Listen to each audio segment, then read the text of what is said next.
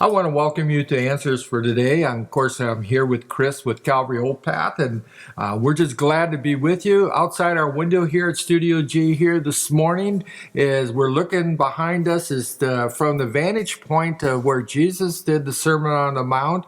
That lake down there is the Sea of Galilee. Chris, you're going to be there in a month or so. Yeah. Tell us a little bit about what we're looking at and what's going around that sea. Well, if this is the place, and it's as good a candidate for it, and you know that you're in the general area, no question about it, but the grounds where this is are beautiful. The landscape is phenomenal.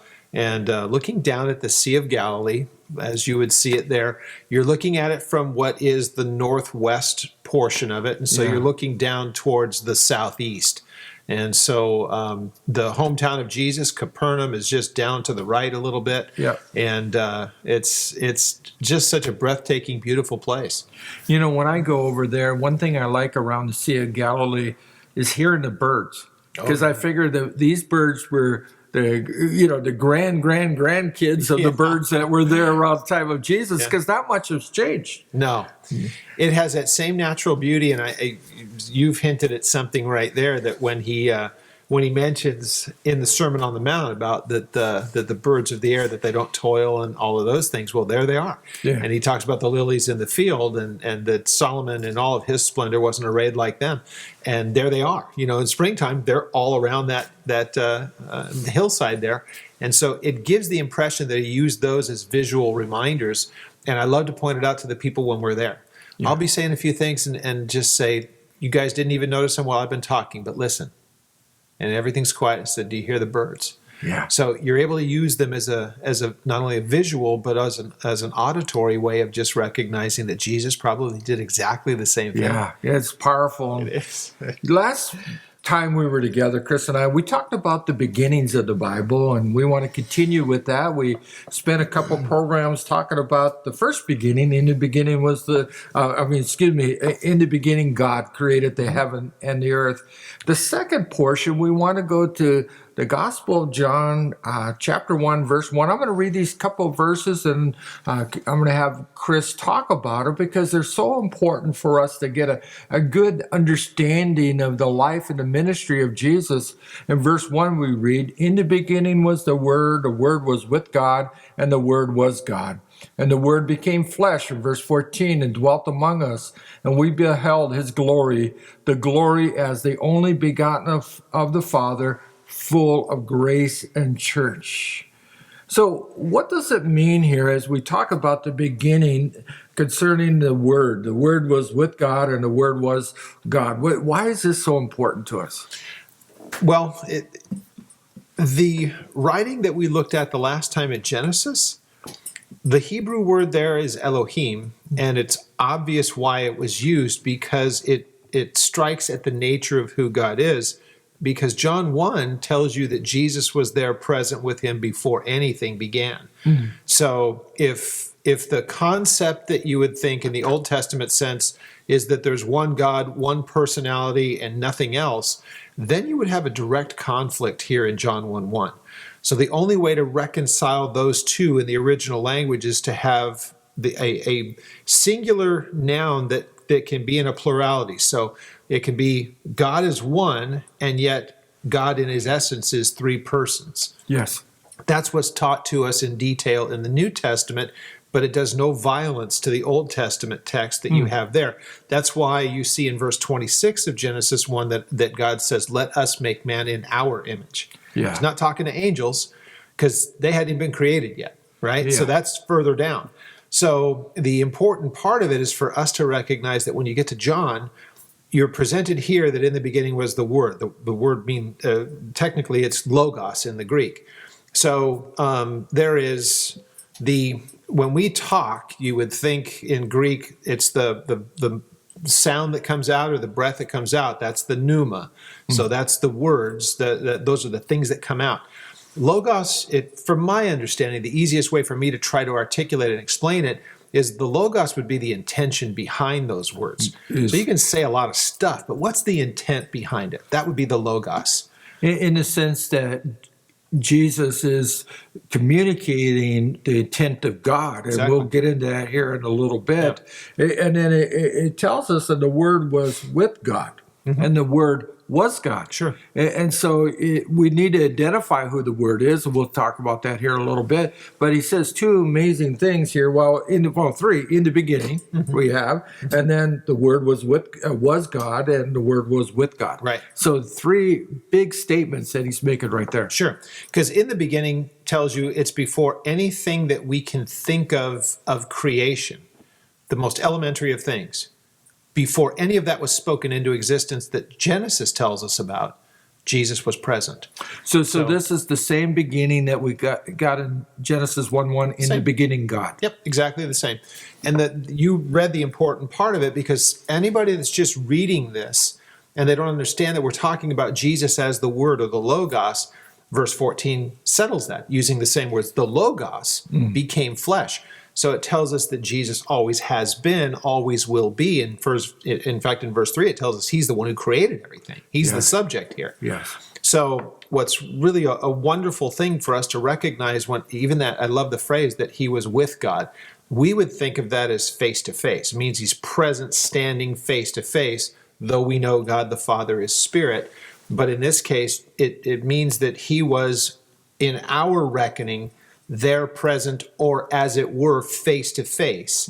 So standing on equal ground before anything was created. Right. It's amazing when so often the concept of Jesus that you hear is that he was a prophet, a teacher. You know, he did some amazing miracles, but to think of him as the creator of heaven and earth, that's where I think even a lot of Christians don't quite understand that. Exactly. Is, we talk about the Trinity or the triunity, but the Bible's real clear about the authority of who Jesus is. And then when we get here in a little bit, that he came and dwelt among us, that's mind-boggling. When you think the creator of heaven and earth, the one that holds our very breath in his hand, that's Jesus that we're talking about, Chris.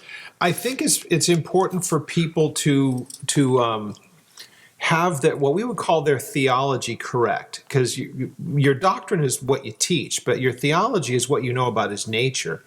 And so in this case, when we start to talk about Jesus, let's make sure that we're talking about the one that the Bible presents.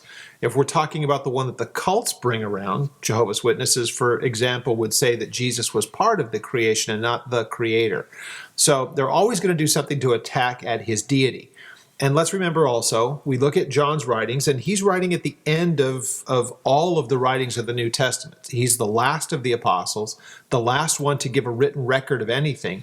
And what he's setting forth in chapter 1 is theology. When you get into his epistles, I think we mentioned this on the last program, he'll get into his face-to-face personal relationship that he had to Jesus, because he's telling people about the one that he knew personally. What he does in John is to say, let me make sure you understand your theology correctly. But fortunately, we have the exact same things in the writing of Paul, where you find in Colossians chapter 1, speaking of Jesus, he is the image of the invisible God, the firstborn over all creation. So he was the first one to ever be put to death, but then to raise again, but never to see death, as a little additional thing. But he was the firstborn of creation. He's in the place of priority. In fact, that's what we're told that he would have. Say that again so they get that. The firstborn is talking about priority, not sure. Yeah, because that's why it says in verse 17, he was before all things, and in him all things consist. And then it says in verse 18, so he is the head of the body, the church, who is from the beginning, the firstborn from the dead, that in all things he would have preeminence. So he has that place above all. So you don't have a problem with this. The idea that when Jesus said to Philip in John 14, if you've seen me, you've seen the Father. Yes. Remember, that was Philip's question, is that just show us the Father and it would be enough. And he says, have I been with you that long? I mean, have you forgotten? If you've seen me, you've seen him. He's the image. Anything that you want to know about the Father, look to the Son. You're going to see essentially what they're made of and what animates them. You see it in the Son, and it's reflective of the Father. He's that impression. And I love where First John talks about this too in chapter 1, and they were saying, "Hey, the guy that we saw, and we handled, they really clutched onto the word of life. They bring him back to the word again. Yeah. These really determine who Jesus is." And one of the things I do want to mention here too in verse number 14, Chris, where it says the word was made flesh and dwelt among us. And so obviously speaking of Jesus, and John says, we beheld his glory, the glory of the only begotten of the Father. And then he says, full of grace and truth. Right. Grace and truth is really what Jesus came to declare, because of the untruth that was being taught at that time, and to demonstrate that righteousness really comes only by the grace of God. Sure. And so grace and truth is what we get right out from the get-go, what Jesus' mission was all about. Sure. And he's the embodiment of it. So in the person of Jesus, you see the grace of God manifested. That means he is given his son because he favors man in the idea of saving them. He has shown grace and favor to man. Not because we earned it. That wouldn't be grace anymore. We would have earned it. It's no longer grace. Grace is a gift. And the idea of truth means that he's going to put to rest all the rivaling ideas of how man can be reconciled to God. So in Jesus, you find the truth. You find in him grace. And it's important that people do recognize this. We've already established just by a few verses, he always has been. There's never been a time when Jesus did not exist. He just comes into physical being a couple thousand years ago. And really you get That's that. important, isn't it? Oh, it's changes your whole concept Absolutely. of Jesus when you read in the scriptures. And so here's why. You might say, well, why was that important? Well, verse 17, because the law was given through Moses. Well, what was the law? The law was to say God has standards. They're impossible for man to meet. Since he put them down in writing, he proved that they're impossible for man to meet them. Because as soon as they failed, you'd look back at the law and say, here's your violation. Yes. So it's right there, it's in the code. And so what that did is that at the same time, it established that man was imperfect and sinful, and that really the law couldn't do anything to reconcile it. We've talked about this before. Yeah. If we could have a conversation with the law would say, look, right here, you failed. Yeah. Okay, great. What do I do about it? The law would say, I can't help you with that. I can just tell you what you did wrong. If we understand what Paul said to the Galatians, the law would say, you're going to need to see him about what to do with it. That's pointing to Jesus. I can only tell you your offense, but you're going to need to talk to him about the fix. And so in Jesus, we have what the law couldn't do. So it tells us that the law was given through Moses. So God to Moses to man in written form. So then verse 17 tells us this, but, or by contrast, grace and truth came through Jesus Christ. One mediator moved out of the way, Moses. God comes directly down to man with the solution, and so that solution is grace and truth. So he's the embodiment of those things. It's a reiteration of what you've said, and so we are able to look at that and we understand Jesus had to come here because the requirements of the law were not nullified. Mm-hmm. Every person will stand before God judged because God requires perfection. It's written in the law. Every person's judged according to that, except for the believer, because our judgment fell upon him. Chris, I think you made mention of Moses bringing the law. And as they got it down, the written law, they weren't able to live up to it. They made, like all of us have made their mistake. But then God introduced sacrifices for our mistakes in the Old Testament. Talk to us about what they were doing in the Old Testament and how that moved to where Jesus was the fulfillment of the law. The book of Hebrews is all about this. This topic comes up in Hebrews in such great, vivid, wonderful detail. The book of Hebrews is constructed this way. Here's the things that you've known. The tabernacle, the law, the priesthood, you name it. Those things that God had used, he was the one who had put them in practice and in place, gave the instruction of how they were to operate, but they were all temporary because they could never do anything about the matter of sin. So even the priesthood, they could only operate for a while. They'd first have to make offering for themselves for their own sin before they could even deal with the sin of mankind. and they were always having to be replaced because they were just temporal men.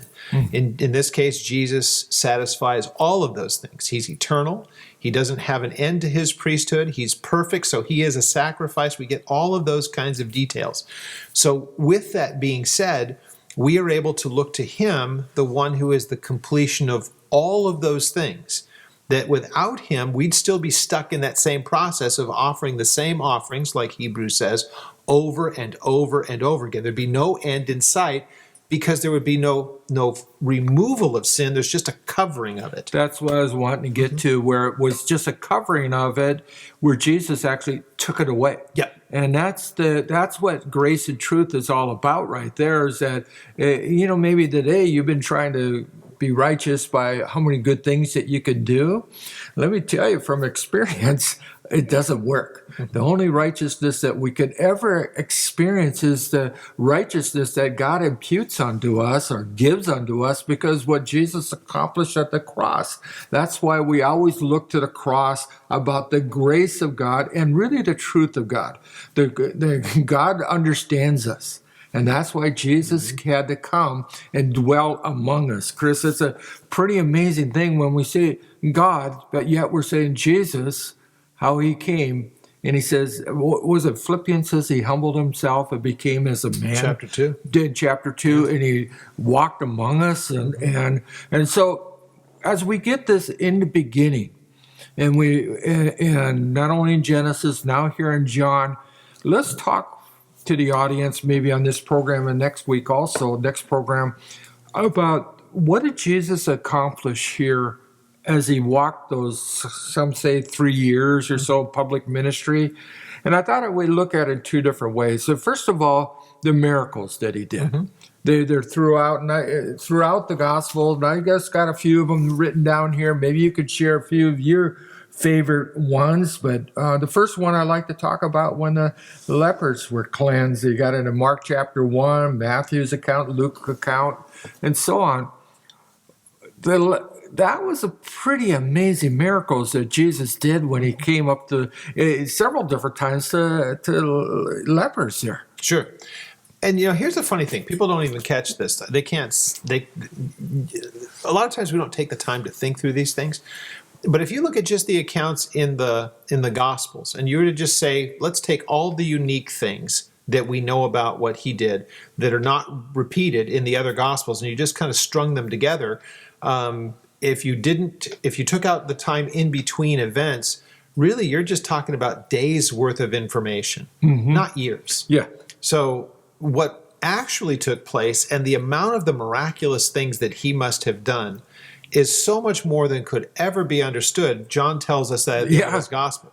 He says there's not room for the books. He says what Chris was saying. It said that if they would sit down, the scribes would have written all the miracles that Jesus had done. You couldn't contain them in all the books in the libraries of the world, all the amazing things. But we only have these recorded. Sure. And he came across these group of people that were outcasts, the lepers. Yes.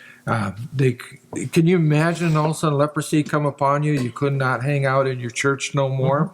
You couldn't make a living for your family. Right. And you really couldn't even hang out in the community at all. And there was a rule that they said that if you were downwind from, if you had leprosy and you were walking around and you saw some people coming your way and you were downwind from them, you had to yell a certain amount of distance, "Hey, I'm a leopard, hey, I'm a leopard," and all the stigma that they must have felt. You would think so. And the thing that took place is really interesting. In one of the places where lepers were healed, if you remember, it was the priests were not the ones who healed. The priests were the ones to verify. To confirm. Exactly. That goes all the way back to Leviticus. Yep. Yeah. That all had to be done. So the interesting thing would be the report of it. So lepers were ostracized, and until they could show that the leprosy had left them, they were just outcast. But they would come to the priest, and the priest would have to put them through the paces to make sure that had actually taken place. And in one of the cases, Jesus says, "Go and tell them what God has done for you." So we don't get a lot of detail about what they said, but that would have obviously, that word would have gotten around, and it's something that gets missed because of where it is in its positioning in the text. John chapter 3, when he has that discussion with Nicodemus, as we think, it's pretty early on in his ministry. But by that time already, Nicodemus knew something was going on. How do you do the things that you do? Because no one can do these things unless God is with him. That's a pretty profound thing, because Nicodemus is no ordinary guy. Yeah, he's recognizing something different about this guy. Sure, and Jesus refers to him, are you not a ruler of the synagogue? So this is a ranking guy. He was there with Joseph when they came to collect the body of Jesus from the cross, and Joseph was a Sanhedrin member. So, Sanhedrin member. So high-ranking guys, and they had already early on in his ministry realized there's something very different about him. Wow. And the beauty is that when they were healed completely. Yeah. They were made like new. And one thing, I just got to stop here for a second and just say, that's the beauty of what the touch of Jesus could do. And maybe you feel like you're outcast and you don't belong, and you feel like maybe the leprosy of the stain of this world has got a hold of you. Let me tell you some good news. Jesus could heal you right now. And he can cleanse you of any past sins that you might have committed, because that's what grace and truth is all about. And he came to demonstrate the truth of what he was communicating about God through his miracles, the demonstrating that he is, and certainly is even this day, the Son of God. Let's make sure that people understand that, because again, we struggle with that, because people will always want to say, well, that works for everybody else, but you don't know what I've done. I'm a terrible guy. Right. I love to be able to answer that question, because I'm going to ask them a question so that they've got to come to grips with the answer. So when somebody says, but you don't know what I've done, I can basically say, I don't care what you've done. Well, but you haven't heard it. I don't need to hear it. So how can you have that kind of assurance? My question to them, always back, I ask them, when Jesus died, how many of your sins were in the future? Easy answer, all of them. Okay, so then show me where he didn't die for any of them. Wow. Show me. Wow. If he died already for the sin of mankind and you hadn't committed the first one, show me where one of them is still clinging to you that he cannot cleanse. And doesn't exist. That's the beauty of the gospel, that Jesus is, even this day, he understands you thoroughly.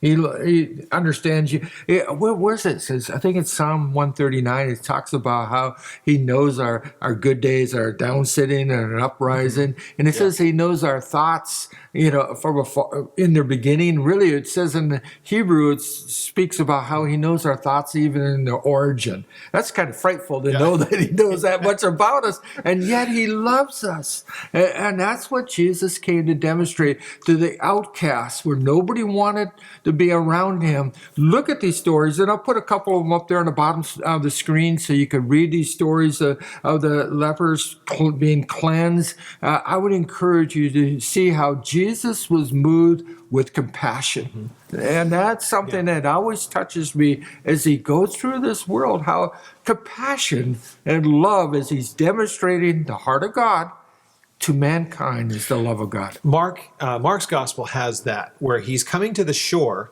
and he looks at the people who have run ahead of them along the upper portion of Galilee, going from west towards the east. And as he gets close to the shore, it says he saw them and he had compassion on them, because they looked they appeared as sheep without a shepherd. Great. Okay, so Mark puts that out there and says there was this time when Jesus was in a boat, and as he gets there, the people have already followed him, and he has compassion on those people. Why? Because they were like sheep without a shepherd. And then he instantly says, and so then he began to teach them. He had that love for the people, because the people were being, either they weren't being taught or they were being taught wrong. Right. And so Correct. he came to, we'll be talking about that in future programs, about the teachings of Jesus, how he was, one of the things he was always doing was correcting an error. And how do you correct an error? It's with the truth. And Jesus came, as Chris talked earlier about, he came to demonstrate not only the grace of God, but the truth of God. And so we see them standing, I love that picture. He's standing on the seashore. Chris, when you get to Israel here next month, you got to go stand there and send us a picture where Jesus might have been at that point, because, and that's what he still is today. He's our good shepherd, and he's there to show compassion to us. And it's a word I don't think we so often hear enough, is the compassion of God, because we have this mindset of legalistic mentality in Christianity, but rather it's such a loving Father that goes beyond our understanding. Paul said that he wouldn't frustrate the grace of God. Otherwise, he says, I'm not going to even try to figure it out anymore. I'm just going to give up and receive it. Yeah. We just finished a book, recently publishing a book, one of Pastor Chuck's books was in print many years ago. We just put it back out again, and it'll be available here on his channel real soon, and we'll have it. It's called Why Grace Changes Everything. The second chapter is very important to me, Chris, and we have a few more minutes. Maybe you can comment on this. It says, grace, there's never a closed door. It's the opening of that second chapter. Do you believe that? Absolutely. Because again, if God says, my desire is to show grace to mankind, he doesn't put a shelf life on that. It's just one of those things where he says a blanket statement. Yes. And so, as long as there is breath, there is hope. And there's hope for us today, and that grace is there. Let me share one more verse, and then we'll have Chris finish this off. It's in John chapter 20. Verses 30 and 31, he says, many other signs, therefore, Jesus also performed in the presence of his disciples, which are not written in this book, but these have been written that you may believe that Jesus is the Christ, the Son of God, and in believing you may have life in his name. So when you take John 1, and you look at, in the beginning was the Word, and he came and dwelt with us. The purpose of him coming is found in John chapter 20, that we might come to know him, and by believing in him, that we might have life. Chris? Yes. John says a very similar thing in chapter 5 of his first epistle, where he says, I write these things that you may know that you have eternal life. Not that you might, not that you could have, some kind of general idea. He says that you could know that you have eternal life, and that is in him. And it is for us to recognize his reason for coming here was to give eternal life to those who would call upon his name. Amen. I hope you enjoy these programs that we've been doing, and Chris and I just love having our time here with you. And if you have questions that you would like to email us, I'll put it down there in the lower part of the screen, as we love to answer your questions online, and we just love hearing from you guys and how much you're enjoying this program. So until next time, this is Pastor Terry and Chris. May God richly bless you. Information about this broadcast, or if you have any questions, feel free to mail us at Agape Chapel OC, P.O. Box 4023, Huntington Beach, California, 92647. Or you can email us at aft@agapechapelOC.org. Or visit our website at agapechapelOC.org. Until next time,